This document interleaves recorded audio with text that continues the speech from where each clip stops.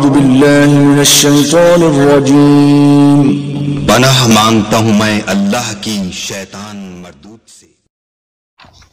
بسم اللہ الرحمن الرحیم۔ السلام علیکم ورحمۃ اللہ وبرکاتہ۔ آج ہم اپنے بہن بھائیوں کو بتائیں گے غسل میں کتنی چیزیں فرض ہیں۔ بہت سارے لوگ یہ مسائل جاننا چاہتے ہیں لیکن شرمندگی کی وجہ سے وہ پوچھ نہیں پاتے، اس لیے ہم چاہتے ہیں کہ روزانہ کی بنیاد پر آپ کے لیے اچھی سے اچھی ویڈیو آپ کی خدمت میں پیش کی جائے۔ آج کا ہمارا جو موضوع ہے، غسل میں کتنی چیزیں فرض ہیں۔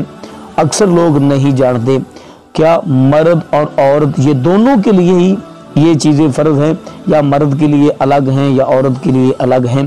جب ہم ناپاکی کی حالت میں ہوتے ہیں تو جب ہمارے اوپر غسل فرض ہو چکا ہوتا ہے تو ہمیں بہت ساری چیزوں کا علم نہیں ہوتا کہ کیا کیا چیزیں ہم نے کرنی ہے، کیا کیا عمل ہم نے کرنا ہے، کس طریقے سے غسل کرنا ہے۔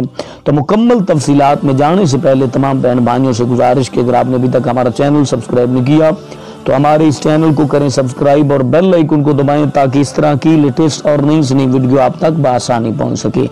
سب سے پہلے آپ نے یہ بات یاد رکھنی ہے کہ غسل میں 3 چیزیں فرض ہیں۔ غسل میں 3 چیزیں فرض ہیں۔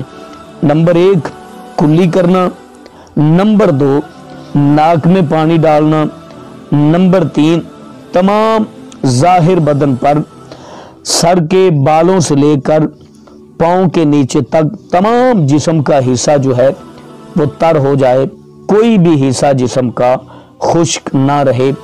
یہ 3 فرض ہیں غسل کے، یہ 3 چیزیں غسل میں فرض ہیں۔